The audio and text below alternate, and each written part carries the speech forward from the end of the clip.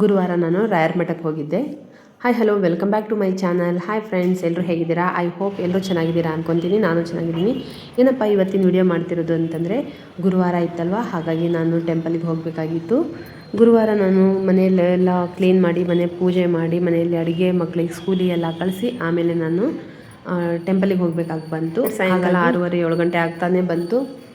ಇನ್ನೇನು ಮಾಡೋದು ಅಂತ ಟೆಂಪಲಿಗೆ ಬಂದೆ. ಟೆಂಪಲಲ್ಲಿ ಅಷ್ಟು ಜನ ಏನು ಇರಲಿಲ್ಲ, ಸ್ವಲ್ಪ ಫ್ರೀ ಅನ್ನಿಸ್ತು ನನಗೆ. ಹಾಗಾಗಿ ಸ್ವಲ್ಪ ಹೊತ್ತಲ್ಲಿ ಬಂದ ತಕ್ಷಣ ಒಳಗಡೆ ಸ್ವಲ್ಪ ಹೊತ್ತು ಅಲ್ಲಿ ನಿಂತ್ಕೊಂಡ್ಬಿಟ್ಟು ನೋಡ್ತಿದ್ದೆ. ತೇರೆಲ್ಲ ಎಳಿತಾಯಿದ್ರು, ರಾಯರ ತೇರು ಎಳಿತಾಯಿದ್ರು. ಹಾಗಾಗಿ ನೋಡಿಕೊಂಡು ಕೂತ್ಕೊಂಡಿದ್ದೆ. ಸ್ವಲ್ಪ ಹೊತ್ತಲ್ಲಿ ಏನೋ ಮನಸ್ಸಿಗೆ ಸಮಾಧಾನ ಆಯಿತು. ಅಲ್ಲಿಂದ ಬೃಂದಾವನ ಸುತ್ತ 3 ಸುತ್ತ ಪ್ರದಕ್ಷಿಣೆ ಹಾಕಿದೆ. ಪ್ರದಕ್ಷಿಣೆ ಹಾಕಿದ ನಂತರ ನಾನು ಅಲ್ಲೇ ಸ್ವಲ್ಪ ಹೊತ್ತು ಕೂತ್ಕೊಂಡ್ಬಿಟ್ಟು ಆದ ನಂತರ ನಾನು ಪೂಜೆ ಮಾಡಿದ್ದಾದಮೇಲೆ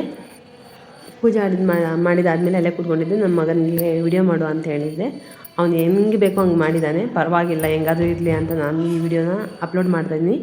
ಈ ವಿಡಿಯೋ ನಿಮಗೆಲ್ಲ ಇಷ್ಟ ಆಗಿದ್ದರೆ ಗುರುವಾರದ ಮಿನಿ ವ್ಲಾಗ್ ಇದು, ಲೈಕ್ ಮಾಡಿ, ಶೇರ್ ಮಾಡಿ, ಕಮೆಂಟ್ ಮಾಡಿ, ಹಾಗೆ ನಿಮ್ಮ ಫ್ರೆಂಡ್ಸ್ಗೆ ತಪ್ಪದೆ ಶೇರ್ ಮಾಡಿ, ಬೆಲ್ಲೈಕನ್ನ ಕ್ಲಿಕ್ ಮಾಡಿ ಅಂತ ಹೇಳಿ ನನ್ನ ಪೂಜೆ ಎಲ್ಲ ಮುಗೀತು. ನನ್ನ ಪೂಜೆ ಮುಗೀತು. ಅಷ್ಟೊತ್ತಿಗೆ ತೇರು ಬೃಂದಾವನದ ಸುತ್ತ ಪ್ರದಕ್ಷಿಣೆ ಹಾಕಿದ್ದು ಆಯಿತು. ತೇರು ತಾಂಬಂದು ಮುಂದೆ ನಿಲ್ಲಿಸಿದ್ರು.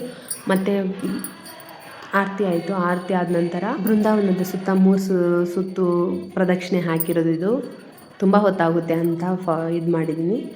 ಪ್ರದಕ್ಷಿಣೆ ಆದ ನಂತರ ನಂದು ಪೂಜೆ ಮುಗೀತು. ಪೂಜೆ ಮುಗಿದಾದಮೇಲೆ 3 ಸುತ್ತು ಪ್ರದಕ್ಷಿಣೆ ತೇರು ಹಾಕಿದ್ದು ಆಯಿತು.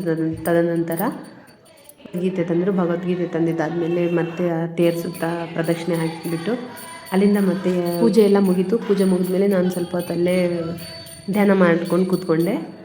ಇನ್ನೇನು ಹೋಗೋಣ, ಮಹಾಮಂಗಳಾರತಿ ತುಂಬ ಹೊತ್ತಾಗುತ್ತೆ ಅಂತೇಳಿ ಏನು ಮಾಡಿದ್ವಿ, ತೀರ್ಥ ಮಂತ್ರಾಕ್ಷತೆ ತೊಗೊಂಡ್ಬಿಟ್ಟು ಇನ್ನೇನು ಹೋಗೋಣ ಅಂತ ಅಷ್ಟೊತ್ತಿಗೆ ತೇರು 3 ಪ್ರದಕ್ಷಿಣೆ ಹಾಕಿದ್ದಾಯಿತು. ನಿಲ್ಲಿಸಿದ್ರು. ಇನ್ನೇನು ಅಯ್ಯೋ ಪ್ರದಕ್ಷಿಣೆ ಮುಗೀತಲ್ಲ, ಇನ್ನೇನು ಮಹಾಮಂಗಳಾರತಿ ಸ್ಟಾರ್ಟ್ ಮಾಡ್ತಾರೆ ಬಿಡು, ಇನ್ನೊಂದು ಸ್ವಲ್ಪ ತಿರೋಣ ಅಂತೇಳಿ ಮತ್ತೆ ಇಸ್ಕೊಂಡ್ಬಿಟ್ಟು ಅಲ್ಲೇ ನೋಡ್ತಿದ್ದಂತೆ ತೇರು ಬಂದು ಸ್ಟಾಪ್ ಆಗಿತ್ತು, ನಿಲ್ಲಿಸ್ತಿದ್ರು. ಮಹಾಮಂಗಳಾರತಿ ಒಂದು ಸತಿ ಮಂಗಳಾರತಿ ಮಾಡಿಬಿಟ್ಟು ಆಮೇಲೆ ಭಗವದ್ಗೀತೆನ ತೇರಿನ ಸುತ್ತ ಪ್ರದಕ್ಷಿಣೆ ಹಾಕಬೇಕಲ್ವ, ಭಗವದ್ಗೀತೆ ಎತ್ಕೊಂಡ್ಬಿಟ್ಟು ಹಾಗಾಗಿ ಸ್ಟಾಪ್ ಮಾಡಿದರು. ನಾನು ಇನ್ನೇನು ಮುಗಿತಾ ಬಂತು, ಸುತ್ತೊಡೆದಿದ್ದು ಮುಗಿತಾ ಬಂತು, ಇನ್ನೇನು ಮಹಾಮಂಗಳಾರತಿ ಸ್ಟಾರ್ಟ್ ಆಗುತ್ತೆ ಅಂತೇಳಿ ನಿಂತ್ಕೊಂಡಿದ್ದಾದಮೇಲೆ ಅಲ್ಲಿ ಸ್ವಲ್ಪ ಹೊತ್ತು ಪೂಜೆ ಮಾಡ್ತಿದ್ರು. ಸ್ವಲ್ಪ ನಮಗೆ ತುಂಬ ಲೇಟಾಗಿತ್ತು. ನಮ್ಮವ್ರು ಬೇರೆ ಫೈರ್ ಕಾಲಲ್ಲಿದ್ದರು. ಊಟ ಇಲ್ಲ ಅಂತೇಳಿ ಮತ್ತೆ ಬೈತಾರೇನೋ ಅಂತೇಳಿ ತೇರು ಪ್ರದಕ್ಷಿಣೆ ಹಾಕ್ಕೊಂಡ್ಬಿಟ್ಟು ಭಗವದ್ಗೀತೆ ಎತ್ತಿ ತೇರು ಪ್ರದಕ್ಷಿಣೆ ಹಾಕ್ಕೊಂಡ್ಬಿಟ್ಟು ಇನ್ನೇನು ಮನೆಗೆ ಹೋಗ್ಬಿಡೋಣ ಅಂತ ಅಂದ್ಕೊಂಡ್ವಿ ನಾವು. ಮತ್ತು ಮಹಾಮಂಗಳಾರತಿ ಎಲ್ಲ ಲೇಟ್ ಆಗುತ್ತೆ ಅಲ್ಲ ಅಂಥೇಳಿ ಇನ್ನೇನು ಆಯಿತು, ಮುಗೀತು. ನಾವು ಇನ್ನೇನು ತೇರು ಪ್ರದಕ್ಷಿಣೆ ಹಾಕಿದ್ವಿ.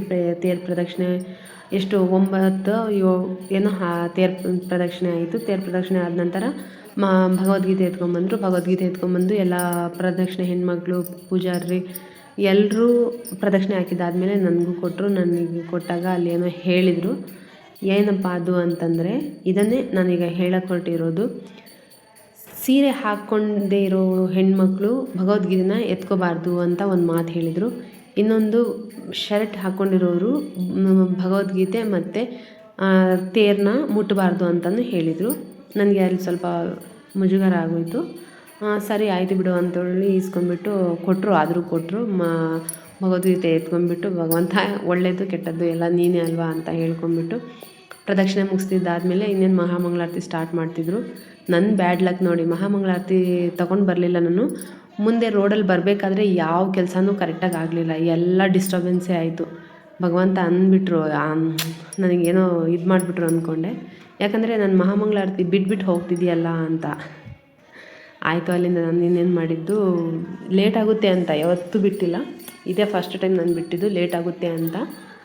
ಓಕೆ ಇರಲಿ ಬಿಡು ತಂದೆ, ನೀನೇ ಇದೆಯಾ ಅಂತೇಳಿ. ಅಂದರೆ ಸ್ವಲ್ಪ ದೂರ ಆಗುತ್ತಲ್ವ, ಹಾಗಾಗಿ ಬೇಗ ಹೋಗಿ ಬೇಗ ಬರಬೇಕು. ಅದು ಬೇರೆ ತುಂಬ ಕೋಲ್ಡ್ ಇದೆ, ವೆದರ್ ಫುಲ್ ಕೋಲ್ಡ್ ಇದೆ. ಇನ್ನೊಂದು ಅಂದರೆ ಭಯ ಆಗುತ್ತೆ, ಹೆಲ್ಮೆಟ್ ಬೇರೆ ತಗೊಂಡೋಗಿರಲಿಲ್ಲ. ನಮ್ಮವ್ರು ಫೈರ್ ಕಾಲಿಗೆ ಹೋಗ್ಬಿಟ್ರೆ ಮತ್ತೆ ನಾವೆಲ್ಲಿ ಸಿಕ್ಕಾಕೊಂಡ್ಬಿಡ್ತೀವೋ ಅನ್ನೋ ಒಂದು ಭಯ ಇತ್ತು. ಹಾಗಾಗಿ ನಾನು ಮಹಾಮಂಗಳಾರತಿ ಬಿಟ್ಬಿಟ್ಟು ಬಂದೆ.